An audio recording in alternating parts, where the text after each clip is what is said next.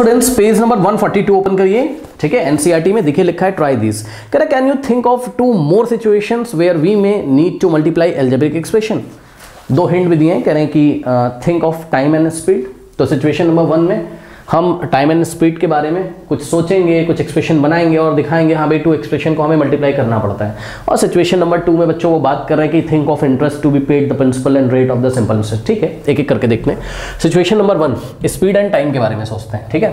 तो क्या कोई ऐसी सिचुएशन होती है जिसमें आपको स्पीड एंड टाइम वाले न्यूमेरिकल करते टाइम एल्जेब्रिक एक्सप्रेशन को मल्टीप्लाई करना पड़ता है? हाँ, ऐसा होता है। आइए हम आपको दिखाते हैं। देखिए बच्चों, स्पीड एंड टाइम के बारे में सभी बच्चों को फॉर्मूला याद होना चाहिए।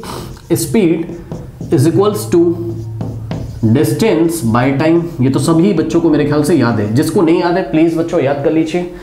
स्पीड का फॉर्मूला क्या होता है? जब भी आपको स्पीड निकालनी होगी, speed is equals to distance को टाइम से डिवाइड लगाएंगे। Speed is equals to distance by time. याद हो गया?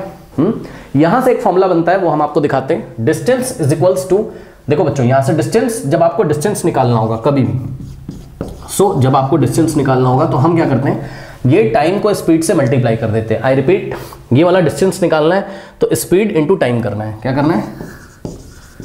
Speed into time. सभी बच्चों को याद हो गया? जब भी आपको डिस्टेंस निकालना होगा बच्चों कभी भी, तो आप क्या करेंगे, distance is equal to speed into time वाला फॉर्मूला लगा देंगे। और कैसे याद होगा? यहां से speed is equal to distance by time होता है, तो distance is equal to speed into time, distance is equal to speed into time, distance is equal to speed into time. Okay, याद हो गया? चलिए अब हम आइए आपको बताते हैं। कह रहा है कि if the speed of a train, if the speed of a train be x kilometre per hour. Okay बच्चों, उसने बोला कि भाई किसी ट्रेन की स्पीड कितनी x किलोमीटर पर आवर है, करेक्ट। तो वो टाइम t में, कितने टाइम में? t टाइम में। देन फाइंड द डिस्टेंस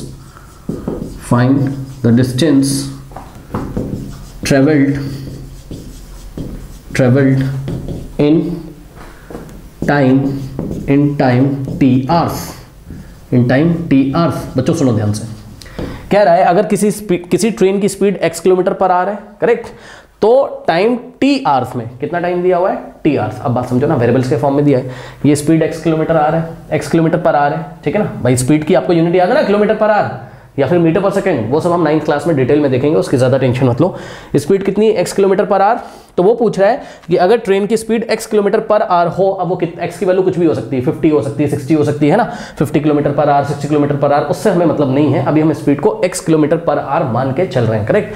तो वो कह रहा है कि ये बताओ कि ये ट्रेन अगर x किलोमीटर पर आवर से चलती है, इतनी स्पीड से अगर चलती है, तो बताओ ये t आवर्स में, ठीक है, t घंटे में, t की भाई कुछ ना कुछ वैल्यू होगी ना बेटा। t 2 घंटे हो सकता है, 3 घंटे हो सकता है, 4, कुछ भी हो सकता है, समय मतलब नहीं है, ठीक। तो t आवर्स में ये कितना डिस्टेंस ट्रेवल करेगी, ये हमें बताना है, करेक्ट। वेरी इजी बच्चों। देखिए यहां पर हम फॉर्मूला लगा देंगे, क्या? Distance is equals to speed into time. So करना कुछ नहीं बच्चों, यहां से देखिए स्पीड कितनी दे रखी है? x, और साथ में kilometre per our. Kilometre per our का मतलब 1 घंटे में x किलोमीटर जाती है, इसका मतलब है, ओके। इनटू टाइम कितना दे रखा है? t आवर्स, ठीक है। सो t, r की जगह मैंने h लिख दिया, चलो आप पूरा लिख दो ऐसे करके, कोई दिक्कत नहीं। तो ये वाला r ऊपर है, ये r नीचे, r से r कट जाएगा और x इंटू टी आंसर आ जाएगा। भाई चेक करो ना, x इंटू टी क्या होता है? xt या x इंटू टी। सो x इंटू टी और यूनिट क्या बच गई? किलोमीटर। यानी कि बच्चों अगर किसी ट्रेन की स्पीड x किलोमीटर पर आ रहा है, तो t घंटे में वो कितना डिस्टेंस ट्रेवल करेगी? x इंटू टी किलोमीटर, ठीक है। ये हो गया। अब क्या बोला इन्होंने, बात समझो इसी क्वेश्चन में। तो आपने देखा यहाँ पर हमने अभी 2 वेरिएबल्स को मल्टीप्लाई किया है, किसको? x को t के साथ। लेकिन उन्होंने बोला था एल्जेब्रिक एक्सप्रेशंस, आप वैसे तो ये भी एल्जेब्रिक एक्सप्रेशन है x और t, बट फिर भी यहाँ पे इन्होंने आगे बोला if speed of the train is increased by 2 kilometre per our, ठीक है। अब स्पीड इंक्रीज कर दी 2 किलोमीटर पर आवर से, करेक्ट। एक बार बताओ, पहले स्पीड कितनी थी? x kilometre per our. अब न्यू स्पीड कितनी हो जाएगी? x में 2 ऐड कर दो। अरे भाई पहले x थी, अब 2 किलोमीटर पर आवर और इंक्रीज कर दिए, तो न्यू स्पीड कितनी हो जाएगी?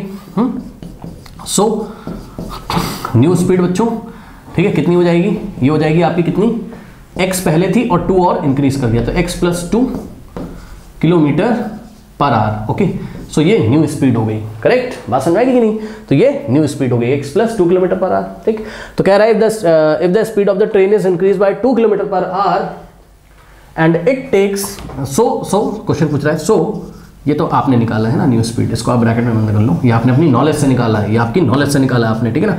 So how much distance it will cover in, so how much distance it will cover in,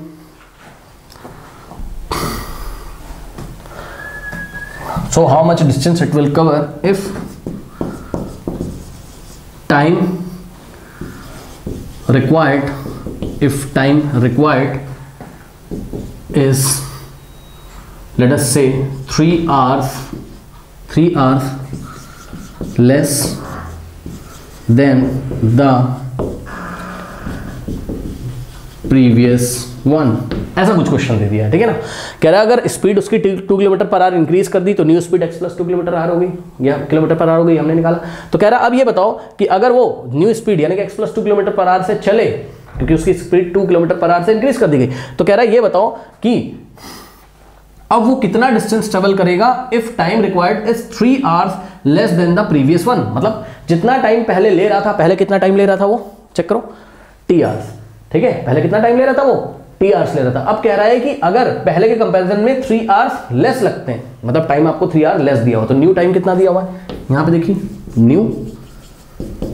new time कितना दिया हुआ बच्चों, न्यू टाइम कितना हो जाएगा बताओ, पहले क्या था t hours, अब 3 hour आपको लेस करना है, अगर 3 मोर बोलता तो 3 हम ऐड कर देते, करेक्ट, 3 लेस उसने बोला है, सो t - 3 hours आपको लगेंगे, तो बस आ गई सिचुएशन।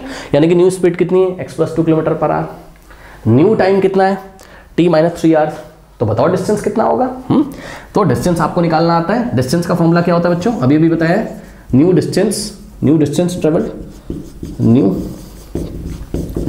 ट्रेवल्ड या फिर कवर्ड, न्यू डिस्टेंस कवर्ड, कितना डिस्टेंस कवर करेगा ये, क्या होता है फॉर्मूला डिस्टेंस का, स्पीड इनटू टाइम, यही होता है। तो हम क्या करेंगे यहाँ से, देखिए स्पीड की जगह कितना रखोगे बच्चों, x + 2, so x + 2 kilometre per our. अगर आपको यूनिट रखनी रखो, उससे फर्क नहीं पड़ता, नहीं रखनी मत रखो, ठीक है, क्योंकि यूनिट हमने आपको रखना सिखाया ना, किलोमीटर पर आवर, और इधर आर से आर कटेगा, किलोमीटर बचेगा, ठीक। सो x + 2 इनटू टाइम कितना है, देखो स्पीड x + 2 है, टाइम कितना है t - 3, ठीक है, बीच में इनटू लगाओ चाहे ना लगाओ, उससे फर्क नहीं पड़ता है। तो x + 2 इनटू t - 3 क्या, किलोमीटर्स। ओके स्टूडेंट्स, तो न्यू डिस्टेंस होगा x + 2 इनटू t - 3। अब इसको सॉल्व कैसे करते हैं ये हम आपको आगे की क्लासेस में पढ़ाएंगे, करेक्ट स्टूडेंट्स। ये तो था स्पीड एंड टाइम पे डिपेंड एक सिचुएशन, ठीक।